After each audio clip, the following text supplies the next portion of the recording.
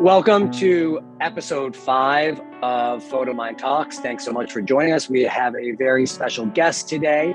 Unlike some of our guests in the past, today's guest actually I have somewhat of a personal connection to, which we'll get into a little bit. But without further ado, Brad Zarlin. Brad, thanks so much for joining. Yeah, hey Matt. Thanks for inviting me or finding me. On the net. Nice to meet you. Yeah, it's nice to meet you too. Most people, when I say most people, none of y'all will know that actually the way I found Brad, Brad's kind of got a really interesting story that goes back to archiving, some other things. But so I found Brad actually about a month ago or so, where my grandmother is a Holocaust survivor. And I found this one recording of her where she was giving a testimonial over the phone. And I saw that Brad was the interviewer, and I thought, there's got to be something here. Maybe I can find a way to speak to him. And I found him just kind of, through the internet. But Brad, I guess we got to start. How does a hedge fund manager, become an interviewer of Holocaust survivors? How did you get started with all this? Yeah, I mean, it wasn't my initial intention. I was on the internet. I was looking up a book that was unrelated to the Holocaust. And I saw there was something on the same page that it was a 4-volume set of books called the Holocaust Registry. And it listed the names of all the survivors who were alive in 2000. I said, wow, that's kind of interesting. And it said you could find it in 10 libraries around the country. And one of which was Torah Law School. And Torah Law School, it was near where I lived at the time. And I think it was founded by religious Jews. So, I went over there. It wasn't in the greatest neighborhood, and I had to kind of sneak in, past the guards because, I wasn't a student. So, I found that they had several, big rooms. They're all filled with Jewish books. A lot of them, most of them, I think, were on the Holocaust. And it looked like none of them had been read. They were just there on these shelves neatly, but I didn't sense that they were being used. So I found the Holocaust Registry, and I said, look, might be interesting to try to interview one person, while these people, are here, So I copied a few pages, and my last name begins with Z, so I always give preference to the end of the alphabet.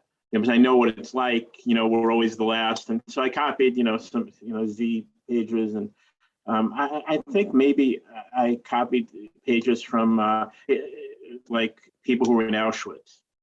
So, I did that. I went home, and so I went to Radio Shack, and I bought a suction cup that, attached, to the receiver of the phone, and, it could record a call. It was like $10.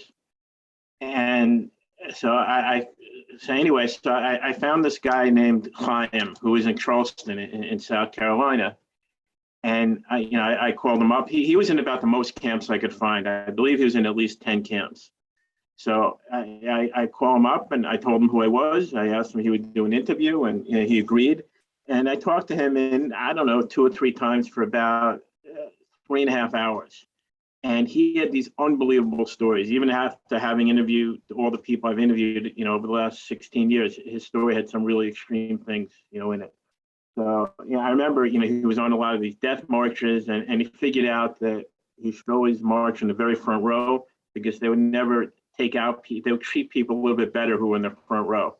They wouldn't take them out and kill them or something. And I remember he was once on a coal car, leaving one of the camps, and it was below zero, and there was a German capo next to him who didn't feel well. I guess he was like a political prisoner, and so the capo asked Chaim for his blanket, and Chaim knew if he gave him his blanket he would die. So he fought the capo, and he threw the capo off the coal car, and the Germans, machine gunned, the capo. But I remember during the interview, he said, you have to realize that someone who survived, at least 10 concentration camps and lost every member of their family, 160 people, they think that they're even on another level than most Holocaust survivors. they really know how to manipulate people to get what they want. They'll. So at the end of the interview, I said, "How many times, have you been interviewed?" He said, "Never." So I couldn't believe it. I mean, I just heard. I mean, what I heard was extremely important. From a historical standpoint, and this information is going to get lost. So I said to myself, look, I do stuff with the stock market, and I could usually find some time, during the day or whenever. And why don't I'm not religious, and so I said, I'll make this. And it's always been important for me to do things, to create value.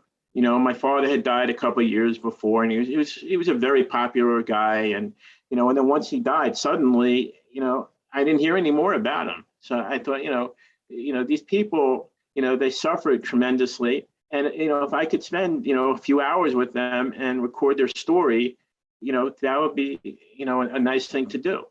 So, I said, look, I'm going to try to see if I can interview 1,000 people. So, so after that, I continued, with the project. And it's funny because when I went to school, I was the worst interviewer. I mean, the worst. I would never say the right thing to anyone. You couldn't get worse than me.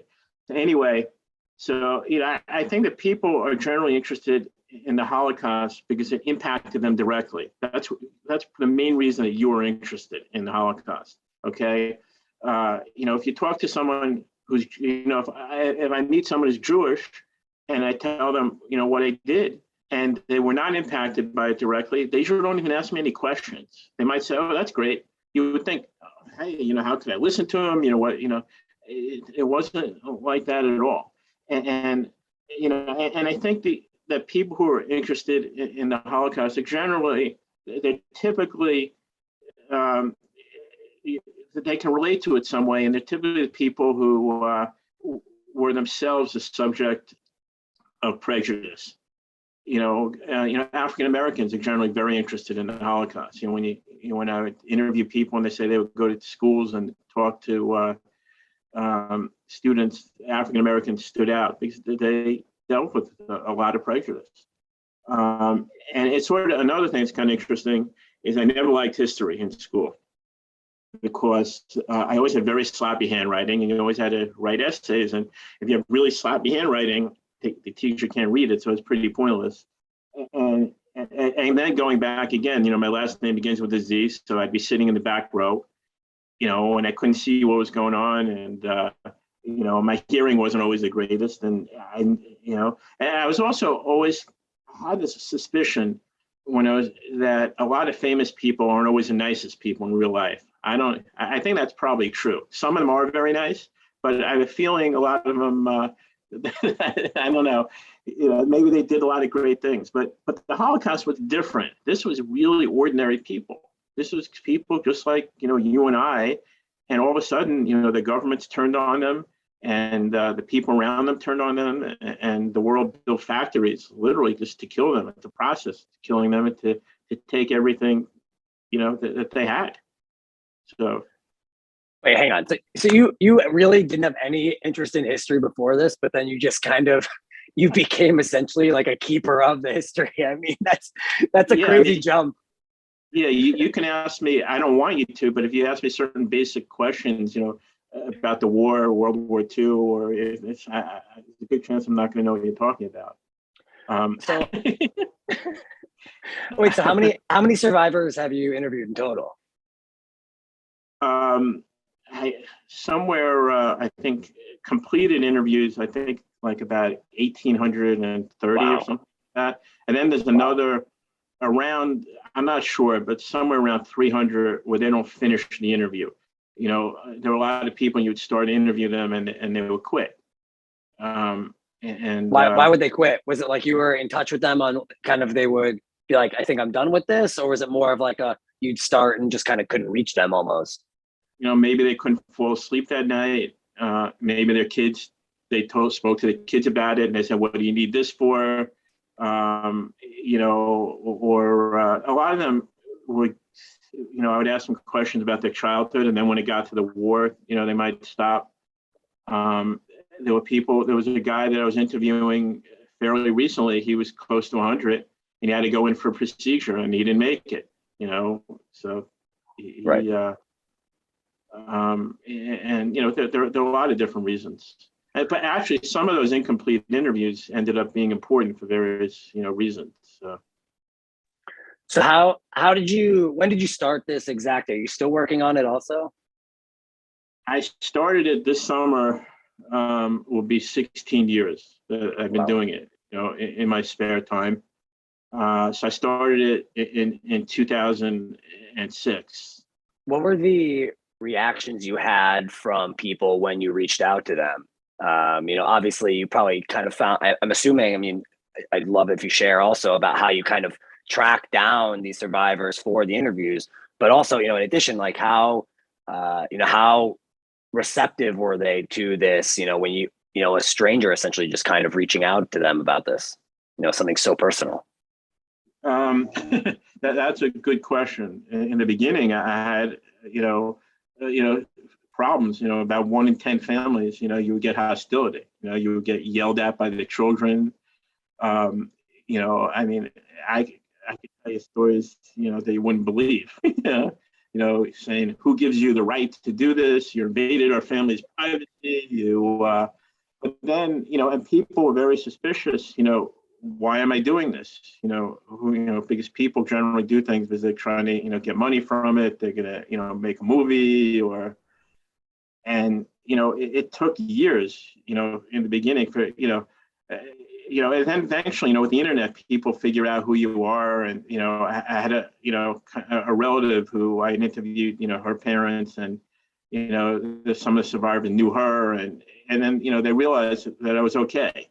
That I wasn't trying to hurt them. And, I wasn't looking for their social security number to steal their money or anything like that. So now it's extremely rare that I have a problem. I can't see what's going on the other end, but it seems like it's very like these people are educated on the questions I'm going to ask them and how to behave, when I call, and so it seems like it's a lot more organized. It's not as random as it was in the beginning, but, in the beginning, when I started, people were a lot more forthcoming in terms of their experiences. Like they would say, at the end of the war, they found me on a pile of dead bodies, and they saw my eye move. Okay, but then when they saw that maybe their grandchildren are going to hear this, they toned it down. Okay, so you don't hear as much about that the guard beat me up, and I lost my teeth, and how painful it was, because they don't want their relatives to hear that. So that's a problem too. And if they already going through the questions, they would start answering certain questions like in the same way, because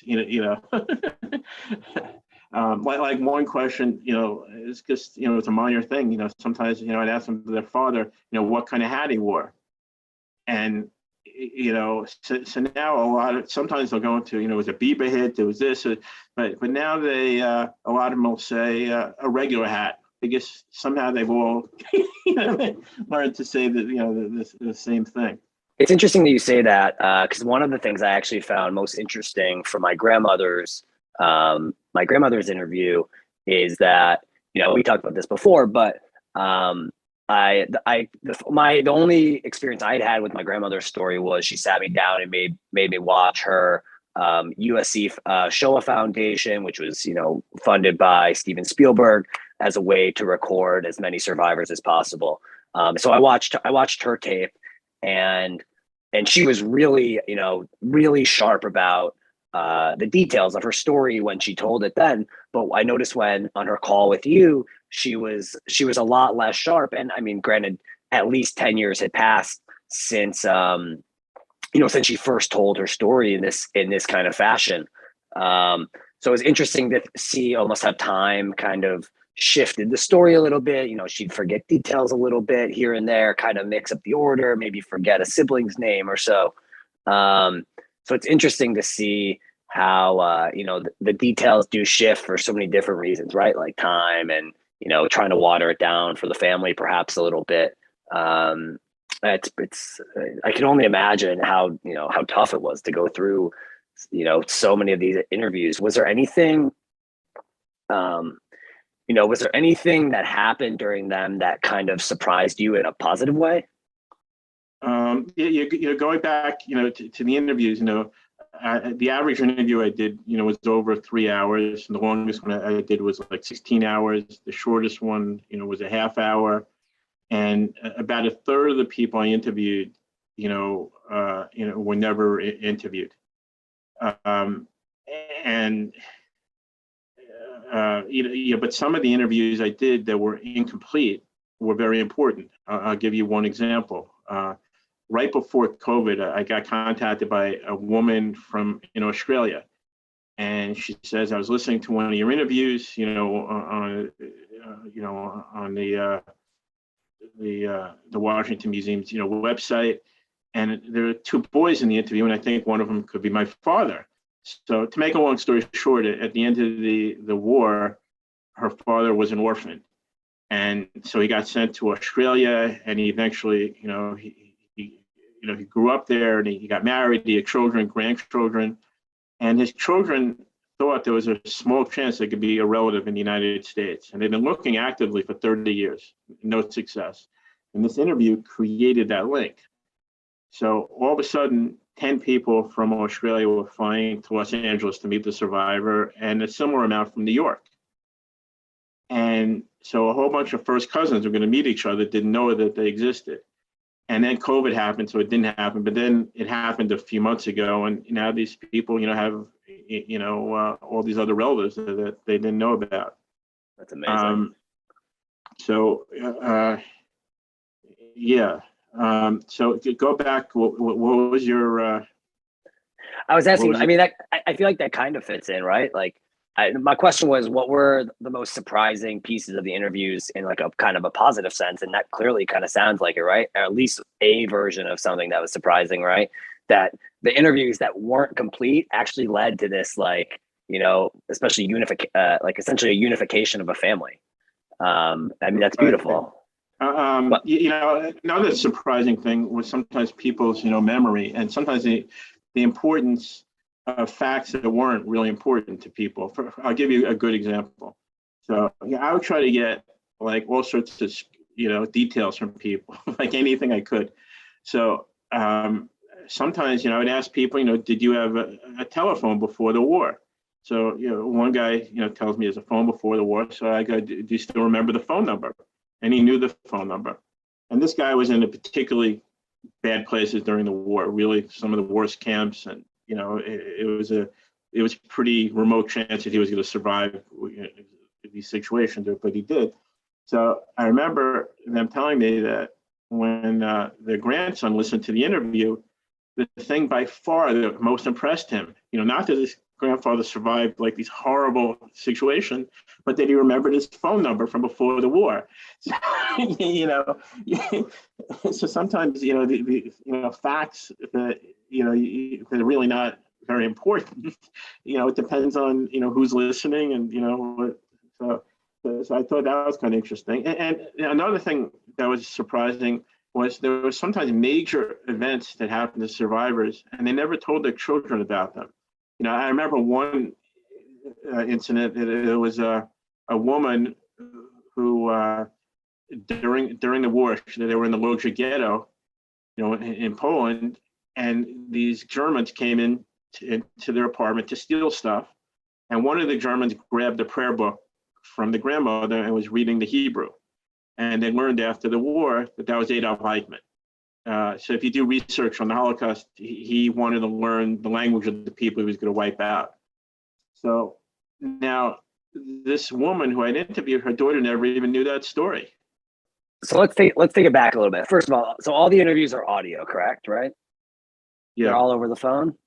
Okay. And so what were you planning to do with the interviews in the first place? I mean, right? It's not like, did you just plan to create this archive that just kind of could become place that, you know, these stories can live eventually in some capacity, or did you know that by the end of this you were planning to, you know, donate your collection of recordings to the Holocaust Museum?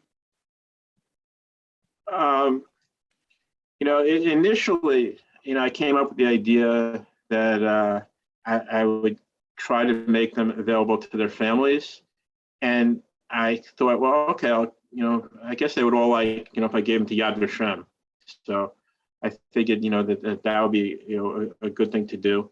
And, I was also, when I did the interviews, I purposely didn't listen to like Spielberg's interviews because I wanted to approach it differently. I wanted to ask different questions, have a different angle on it. And,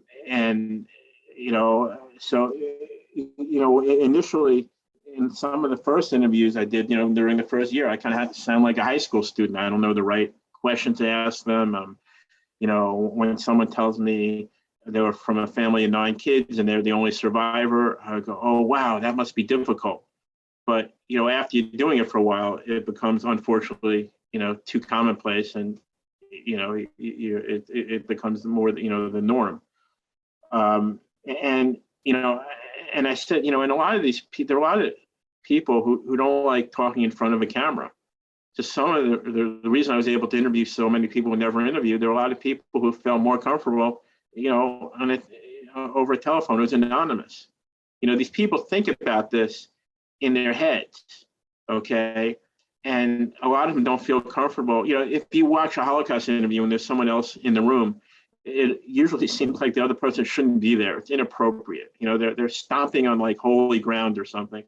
But there were people who, when they did the interviews with me, they would go into a room, they would turn off all the lights, and they were talking to this piece of plastic. And it was just like talking to them, and, and I was often, you ask, well, how could you listen to all the interviews? In reality, I was often on the internet doing things, while I was interviewing them because I could deal with it that way. I was actually listening intently to every word they said. I would go nuts, so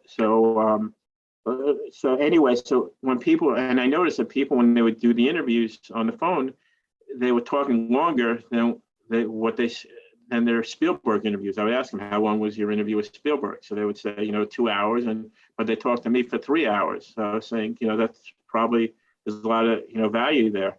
There were some interviews that took years to finish. Sometimes, like, there were people, like, you couldn't get a hold of them, and they were just, and it would take a couple of years. So How did those interviews change, the ones that, that you had to do over X amount of years, especially? Was there any difference kind of how they started, how they finished? No, not really. No, it's pretty, they're just certain people, they're busy, rabbis, hazans, they're constantly going to different things, people. Right. Another thing with the interviews is that when it's a phone interview, it's a lot easier for them to stop. Okay. A lot of times you hear in the interviews, someone comes running into the room and they got to run down to, to dinner, or they got to go someplace, or they have to take care of their husband or something. There were people who would do the interviews in 10-minute intervals, and I talked to them a zillion times. I could tell from my grandmother's, actually, that was a thing, where there was a couple times I don't know what time it was at, but she'd just be like, it's time to go. She'd just do such a hard cut. It was one of those things that my family and I laughed at so much, where like her like personality came out. Like, she's like, I think I've had enough for today. It was too funny, but I mean, it makes sense. One thing you should learn from these interviews is that, really, a lot of people should be interviewed, not just Holocaust survivors. They're not that hard to do. And it's really sad that, when people, or relatives die, that's it. A lot of times, there's no voice about them, who they were. And, lots of people have all sorts of interesting stories, not just, survivors. I'm curious, like, what you learned throughout the process. I mean, about the process itself as you were going. Maybe, you kind of learn some way to maybe do it better than when you started, anything like that. But as well as just about the process, I'm curious, maybe what you learned about yourself kind of through this. Like, I feel like it's such a, right, you're hearing all these personal stories and they're so heavy. There had to be something that you kind of, learned about yourself kind of throughout this whole thing. Well, one of the things that I learned, you would think that because someone went through these extreme situations during the Holocaust, that Hashem, God, would be kind to them afterwards. That wasn't always the case. Unfortunately, they still lived in a real world where, there were bad things that happened, to them, and whether it was, they get sick, or they had a child that something happened to them, or and that I found that very upsetting.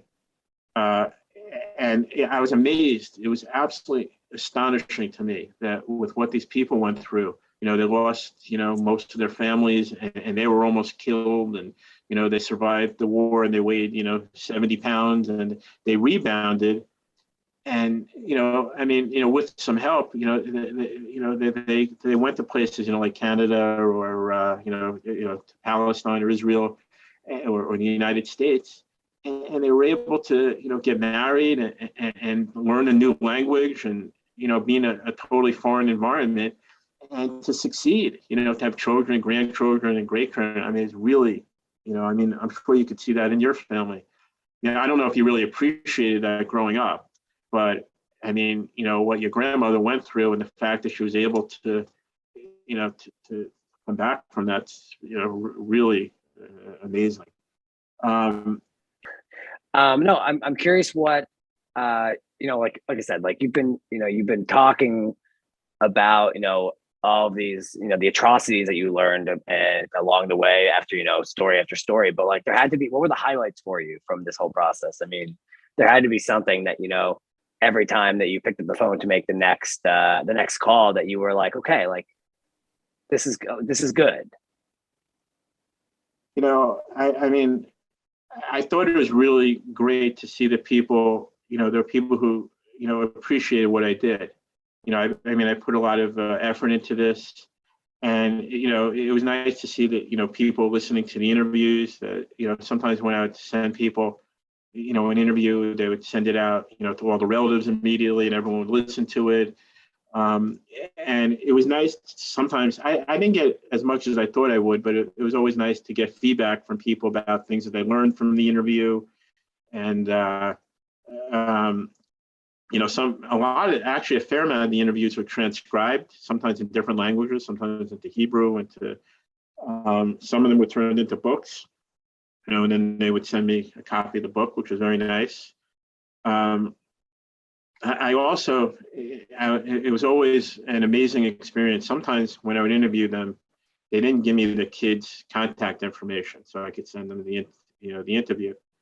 So I would notice a few years later that that they had passed away.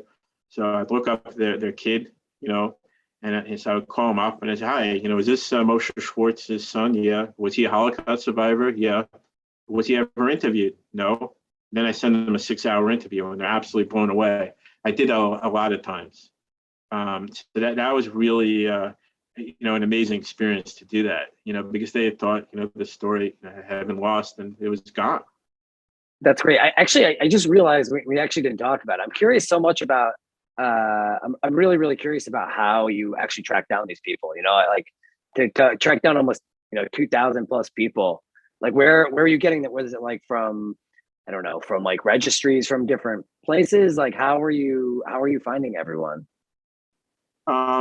So initially I copied pages from that book, I would go to Right. that Torah law school, and I would, it divided people up, into different sections. So, initially I called people who were in Auschwitz, and I'd have to look up their phone numbers on the internet, which was tedious, because a lot of them had already died. They were in a nursing home. They're hard to get a hold of.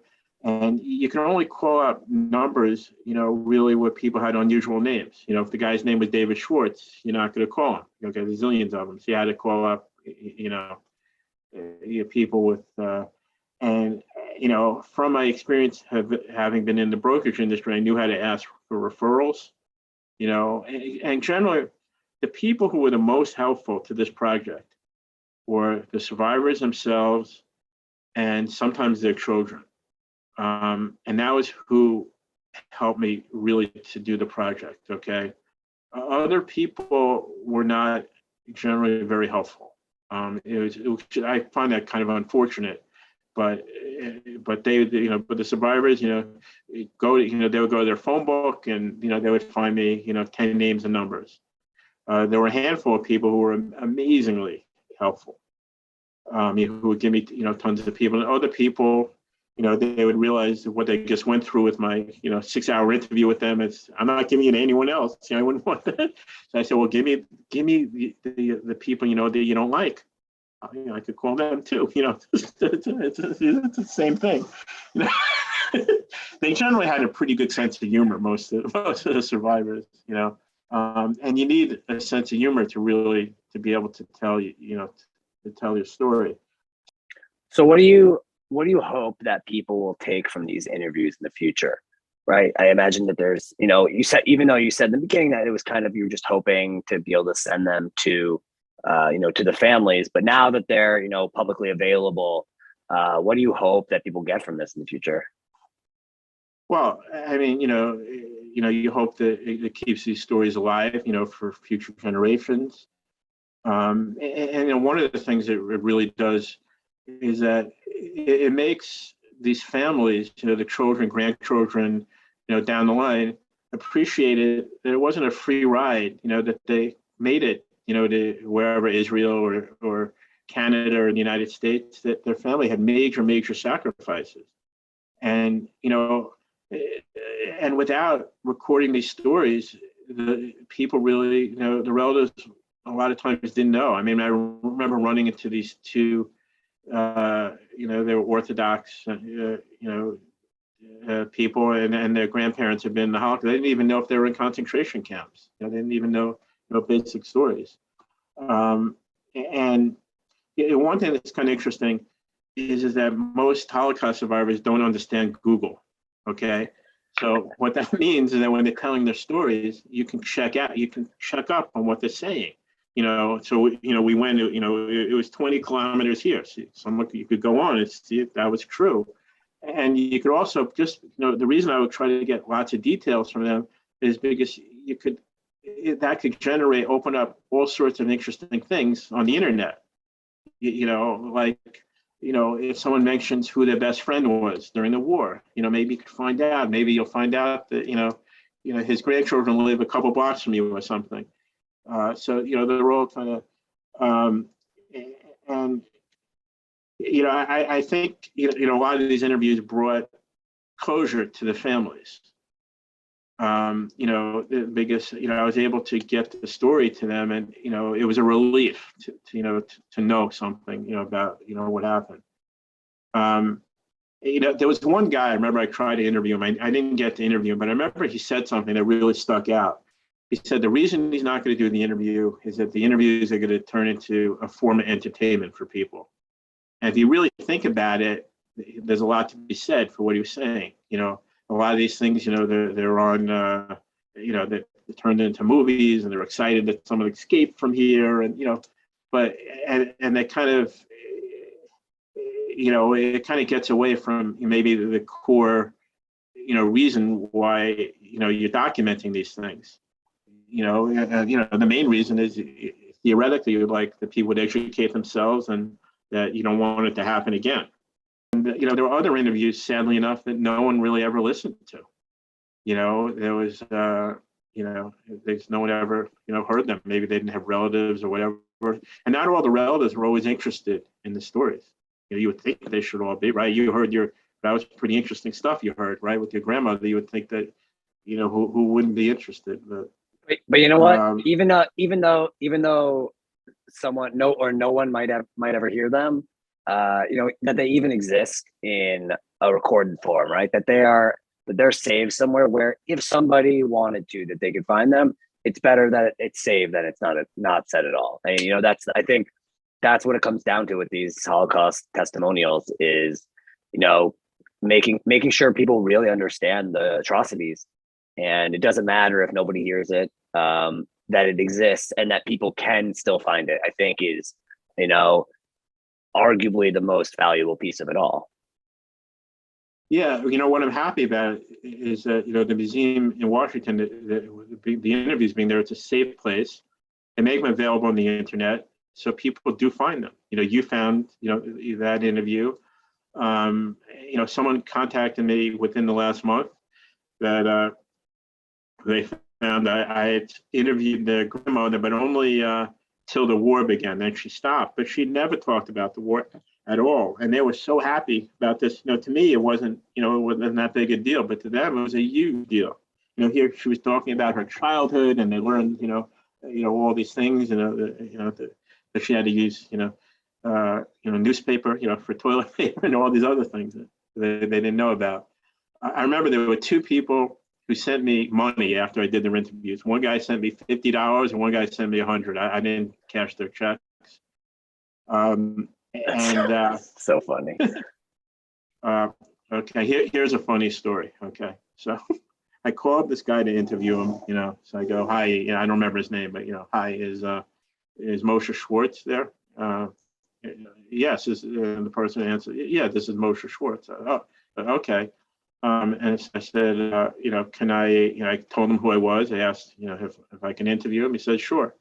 So, I called back and I started to interview Moshe. And, he was a religious guy. He was, Orthodox.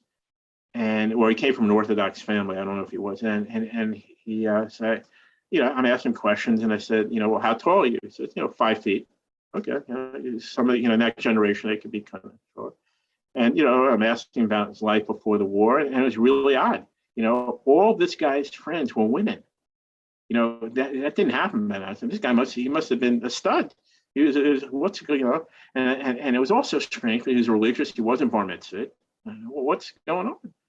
So what I found out going in, maybe it was into the interview, a fair amount. I don't know, maybe, it could have been 45 minutes, an hour, that it wasn't him.